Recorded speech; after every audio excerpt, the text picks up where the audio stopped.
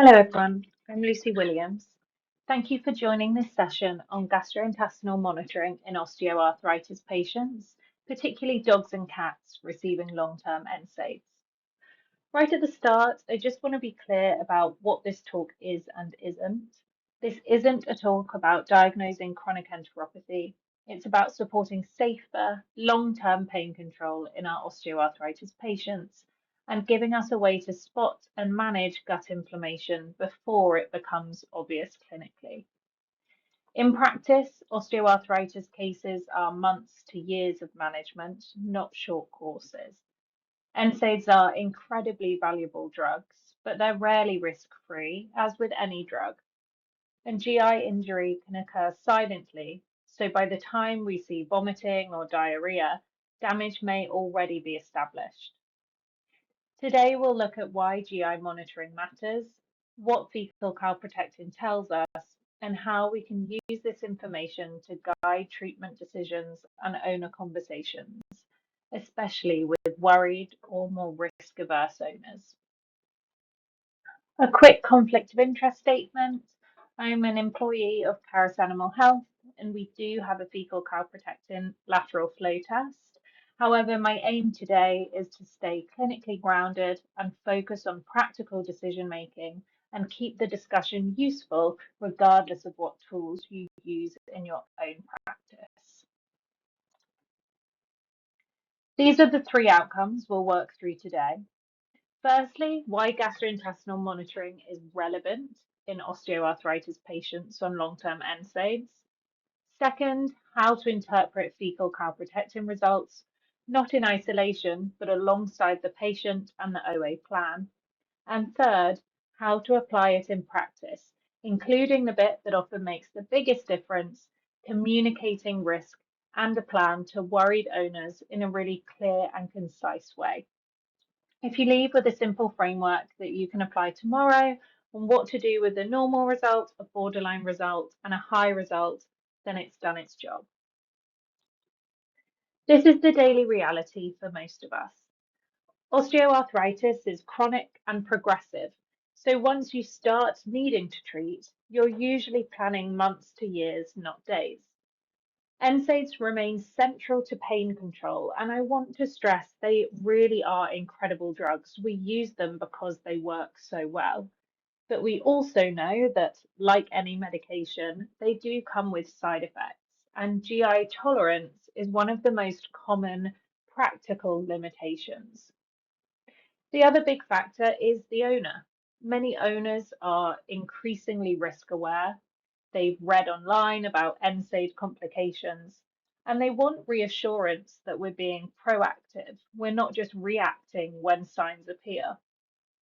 The challenge is that GI signs are often absent until injury is a bit more established. So without monitoring, we are frequently relying on wait and see, which is a really difficult position for shared decision making. And so here's the gap. We have an established culture of monitoring for kidney and liver effects with long-term NSAIDs, but we don't have an equivalent routine approach for the gut. In many cases, we only monitor the gut by waiting for clinical signs, but those clinical signs don't always correlate well with mucosal injury, particularly when inflammation is mild or developing more slowly. So we're often balancing quality of life through analgesia with an unknown level of silent gut inflammation. And that's where objective monitoring biomarkers can help, not to replace the clinical judgment, but to reduce guesswork and give us a trend we can then discuss with the owner. So just quickly, a definition of biomarker. It's simply a measurable biological parameter that reflects a physiological or pathological process. Most of us are already using biomarkers constantly. Creatinine and SDMA for kidney monitoring, proBNP for heart disease, fructosamine for diabetes, and so on. The key point is that biomarkers aren't only diagnostic. Many are monitoring tools or safety tools. They help us track that change over time, identify risk early, and adjust plans before we then have a crisis. In simple terms, fecal calprotectin is a protein complex that is present in very high concentrations inside neutrophils. It makes up about 60% of their cytosol.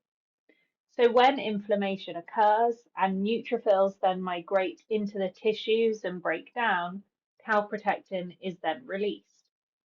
And because of that, calprotectin acts as a biomarker of neutrophil-driven inflammation. In the gut specifically, when neutrophils move into the intestinal lumen during inflammation, calprotectin then enters the fecal stream. So it then becomes a really practical signal that inflammation is happening at the mucosal level. And importantly, it's stable in feces, which makes it really suitable for real world testing. Calprotectin can also be measured in blood, but serum calprotectin reflects systemic inflammation. It doesn't tell you where the inflammation is coming from. Fecal calprotectin is different. As I said, it reflects neutrophil migration into the gut lumen, so it's far more specific for intestinal inflammation.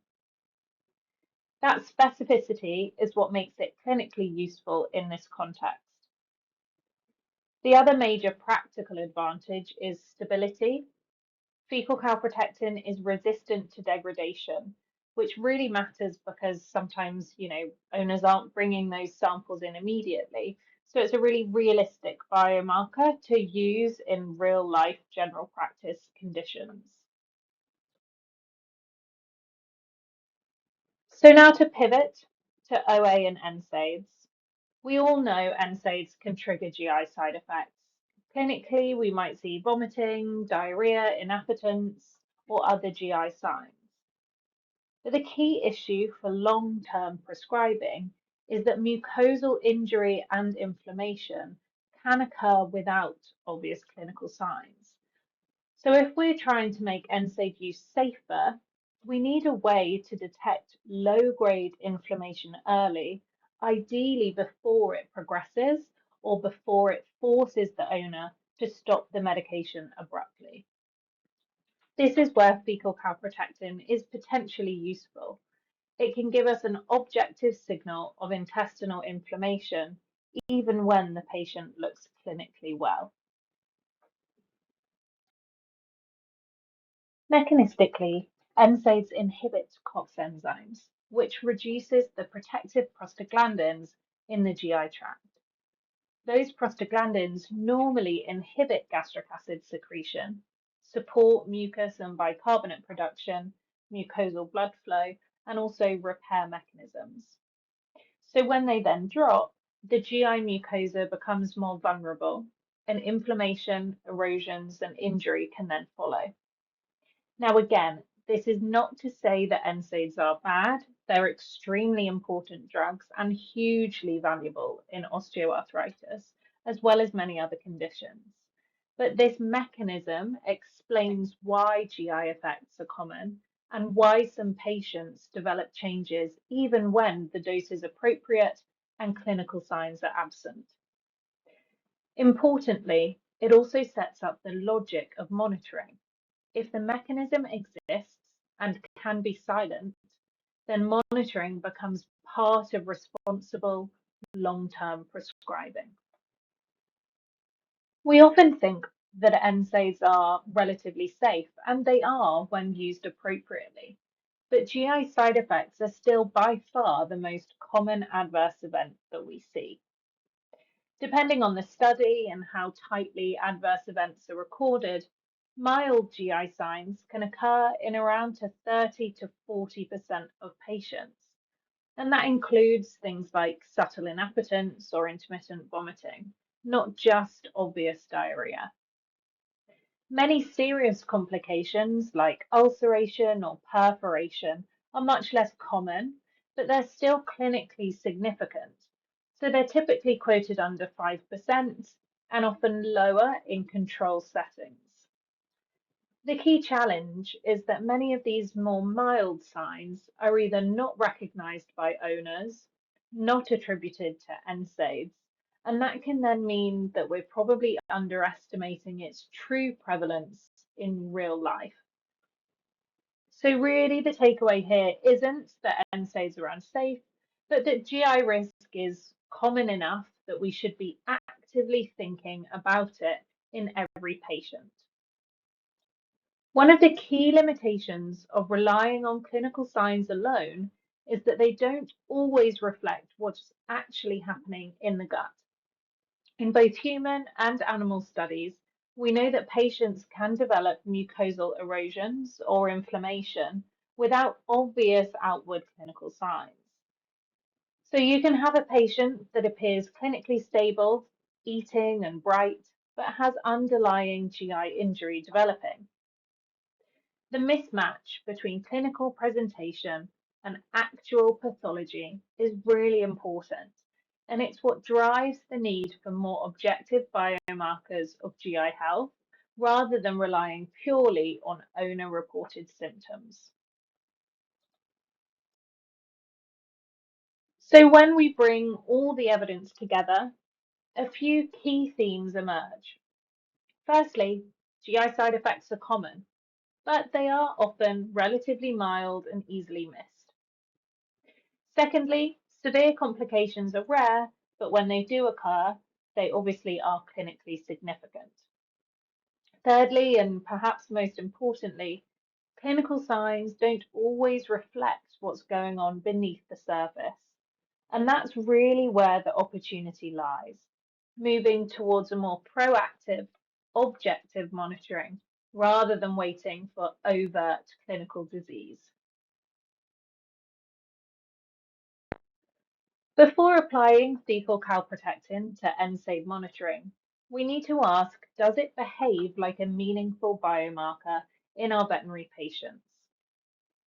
In dogs, studies have shown that fecal calprotectin is increased in chronic enteropathy and chronic diarrhea, and importantly, that it decreases after effective treatment, which you can see on the graph there. It also correlates with clinical disease activity, which is what you want in a monitoring biomarker. It reflects inflammation and changes when the underlying process changes. In a recent study, serum calprotectin showed it wasn't as effective as a biomarker in this area. And the reason this matters is that it tells us fecal calprotectin reflects real intestinal inflammation in our veterinary patients. So it's reasonable to then explore whether it can also reflect inflammation triggered by medications like NSAIDs and not just disease. In cats, the same general pattern appears. Fecal calprotectin increases in feline chronic enteropathy and decreases during treatment. Serum calprotectin doesn't show really any usefulness, which again supports the idea of fecal measurement being the clinically relevant one.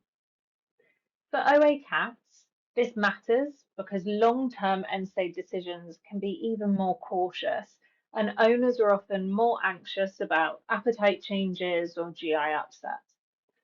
So including cats in the monitoring conversation is really valuable, even if today's strongest NSAID specific data set is in dogs.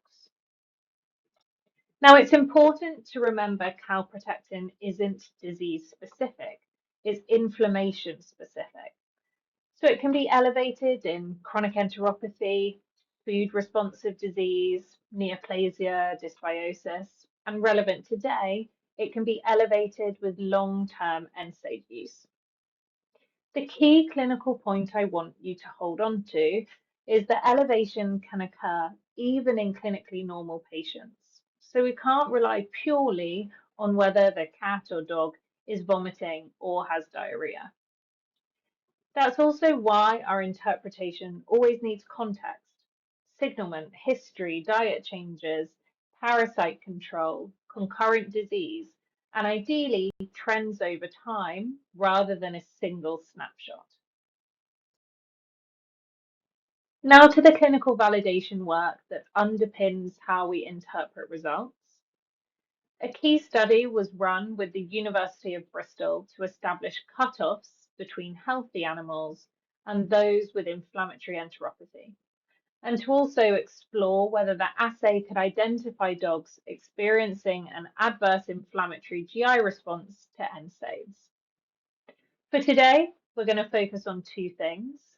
Firstly, what the data suggests about thresholds, so what counts as normal, borderline, or inflammatory, and secondly, the NSAID group, because that's the clinically interesting bridge into osteoarthritis management.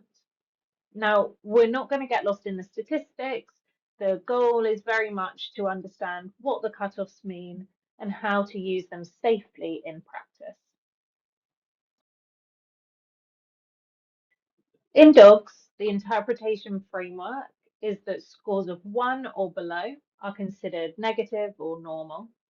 A score of 2 is considered borderline, and scores of 3 or above are consistent with the inflammatory enteropathy range, which is 3 mg per kg and above. The key point isn't the exact percentage values, it's that this threshold separated healthy controls from inflammatory enteropathy cases with a really high sensitivity and specificity in this study. For NSAID monitoring, we're not saying this dog has inflammatory enteropathy. We're using the cutoff as a signal that intestinal inflammation is present at a level that we need to take seriously, even if clinical signs are absent. In cats, the thresholds are lower. So a score of 0 is negative or normal, 1 is borderline, and 2 or above is in the inflammatory enteropathy range. So 2.5 mg per kg in this data set.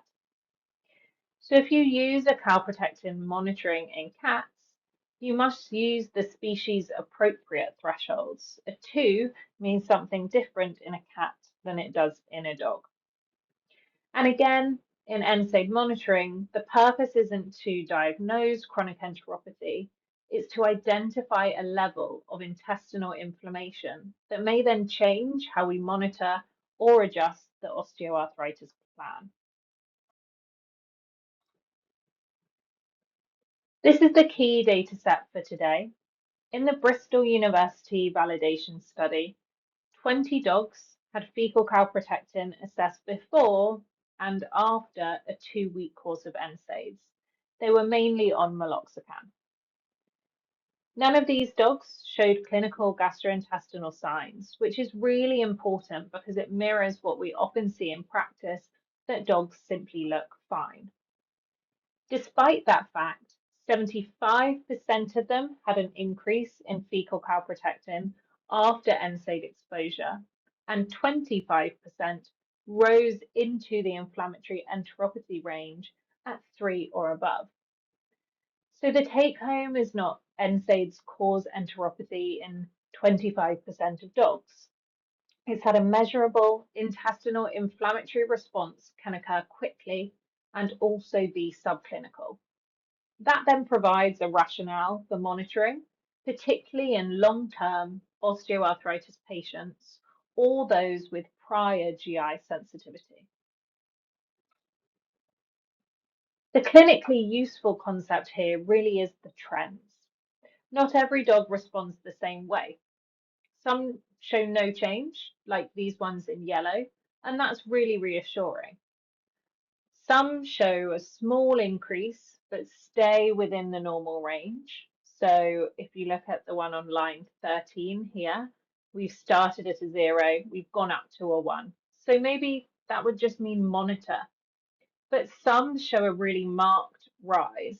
So if you look at the one on the line of 10, we started at a 0 and we've gone up to a 4 in 2 weeks. And so that can be more concerning. And maybe that's then where decision making becomes more important. So do we continue unchanged and recheck sooner? Do we maybe adjust that dose, change the type of NSAID, or add multimodal analgesia so we can reduce the NSAID reliance?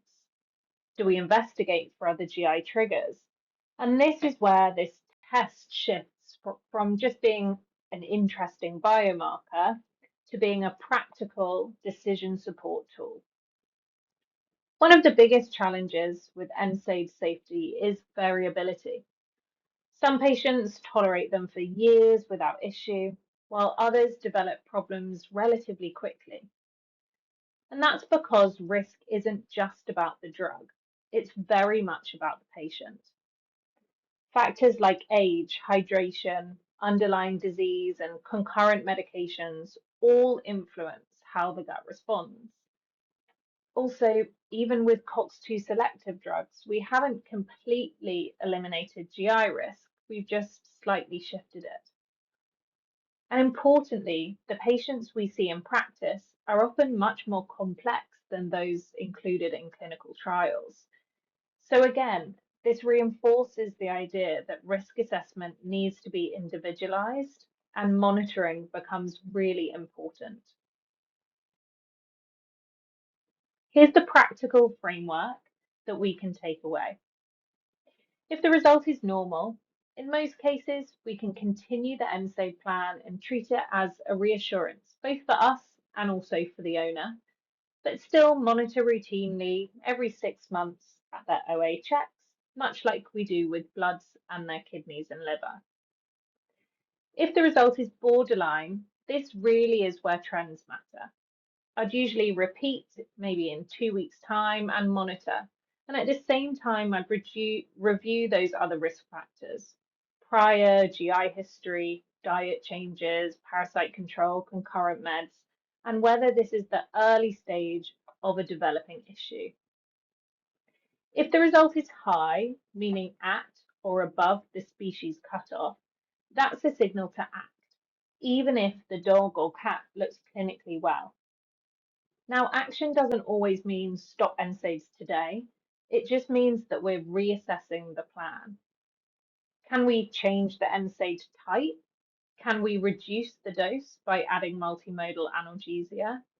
Do we need closer monitoring, GI investigation, or targeted management? The other key value is that it gives you objective evidence to have a really clear discussion with the owner rather than guessing. So what does ACT actually look like?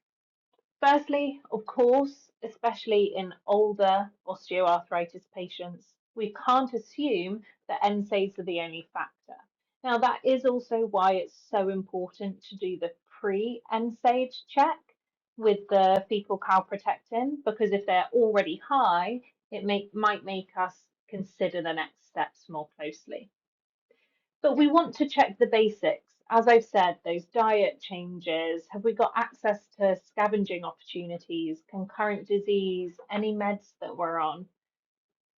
Then I would increase the monitoring frequency. Now, a borderline result may become normal on recheck, or it may trend upwards, which is much more meaningful than a single number. And thirdly, let's reassess our plan. I know we all put emphasis on weight loss, of course, but could this be a way to increase the chance of owner compliance by advising it can be as effective as an NSAID? You might switch NSAID, consider whether the dose can be reduced, or add that multimodal analgesia so that NSAID is one part of the plan rather than the whole plan. And finally, gastroprotectants. Now, this is a very nuanced area. In some contexts, they're appropriate. In others, they may not help and can complicate the gut environment. The point is not always add gastroprotection, it's make a decision based on risk, context, and monitoring. The overall message is that monitoring gives you a structured way to choose among these various options.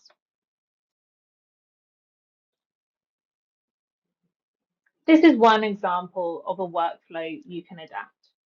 Step one, baseline testing before we commit to a long-term NSAID plan. The baseline gives you a reference point and is really helpful for owner reassurance. Step 2, recheck between 2 and 4 weeks after starting or changing NSAIDs.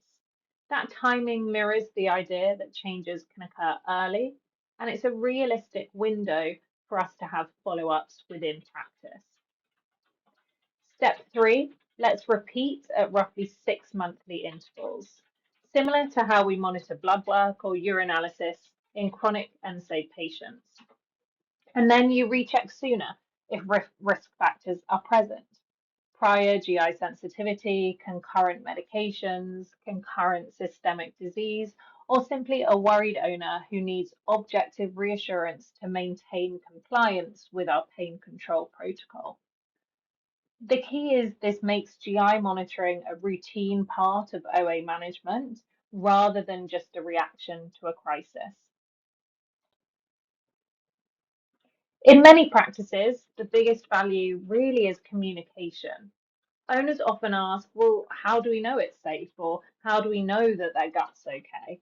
And really, without monitoring, we can only say, well, just watch for vomiting or diarrhea. But we've already discussed that those signs can be late or absent. A monitoring biomarker turns a vague fear into something that's more measurable, and we can show a baseline, a recheck, and a trend. And that then supports our shared decision making. It often helps preserve the pain control because it reduces the pressure to stop NSAIDs that owners feel purely out of anxiety. A really useful phrase that we can use is this gives us objective evidence rather than wait and see. It really helps keep the tone calm and collaborative, and it reassures owners that you're being proactive and careful without being alarmist. So let's put this into a real scenario. A 10-year-old Labrador on meloxicam for 6 months, doing well functionally, no vomiting or diarrhea. The owner arrives worried after reading about NSAID side effects and wants to stop the NSAID. Now, firstly, I'd like to point out that actually we're pretty lucky they've come to even have the discussion with us. A lot of owners would just have made the decision themselves and you would find out later, which is why us bringing it up proactively is so important because it opens that conversation up. Without an objective tool, the conversation would often become, well, just watch for signs. But with fecal calprotectin, you can really offer that structured plan. We test to assess whether there's intestinal inflammation. If the result is normal, that's reassuring. You can say right now, we have no evidence of gut inflammation. So continuing the NSAID is reasonable and we can keep monitoring. If the result is borderline or high, you then have options that aren't simply stop. As we've said, we can review the dose, consider switching the NSAID, introduce multimodal analgesia to reduce NSAID reliance, and we can recheck. The key is that you keep the discussion focused on maintaining quality of life while being proactive about risk. And owners usually respond really well to that. Now, a second scenario, a higher risk patient. An 8-year-old spaniel with OA, but also a history of intermittent diarrhea or a sensitive gut. The owner's already really anxious because they've seen GI issues before, but the dog clearly needs good analgesia. And this is where baseline testing is particularly valuable. If baseline calprotectin is already borderline or elevated, that then changes your starting plan. You may investigate GI triggers before starting NSAIDs and use a different analgesia in the meantime, or at least start with closer monitoring and a strong multimodal approach. If baseline is normal, that can be hugely reassuring to the owner, and then we can recheck early after starting NSAIDs to see if the biomarker rises. A stable trend supports continued prescribing. A rising trend prompts a review before clinical signs force your hand and can affect that relationship with the client. This approach often protects the therapeutic relationship. Owners feel you're being careful and proactive, which then improves compliance and the likelihood of follow up. Now, very briefly, just on practicalities, fecal calprotectin testing can be done with a small stool sample and a point of care lateral flow format. In the workflow described, you mix the sample with the reagent, apply drops to the cassette, and you read it in about 15 minutes. The result is semi-quantitative, a score that you interpret using a coloured scorecard. So the GI Quest scores are 1 to 10, but they do correspond to specific milligrams per kilogram. Now, these details obviously matter less than the clinical impact. It's non-invasive, it's quick, and it's repeatable, which is what makes it useful for monitoring trends over time rather than being a one-off test. And because it's a stool sample, it's usually less stressful for the patient than GI invasive investigation, which is a big practical advantage for chronic OA patients who often owners don't want to prod and poke.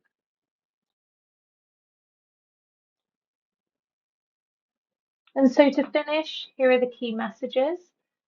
OA management is long-term and NSAIDs are essential tools, but GI injury can be common and can be silent.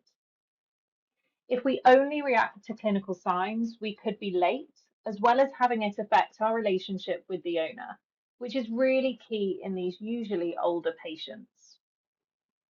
Fecal calprotectin gives us a non-invasive option to monitor intestinal inflammation over time, and used thoughtfully with baseline testing, early rechecks, and trend interpretation, it can guide decisions about continuing, monitoring, or adjusting the analgesia plan. In many cases, the biggest benefit is communication. It supports calmer, clearer conversations with owners, reduces fear-driven decisions, and helps maintain effective pain control while still taking it seriously. Again, I'm part of Caris Animal Health, and our fecal calprotectin test is GI Quest. If you'd like to know more about GI Quest, please do check out our website or give us an email. And here is a list of the references. Thank you so much for listening.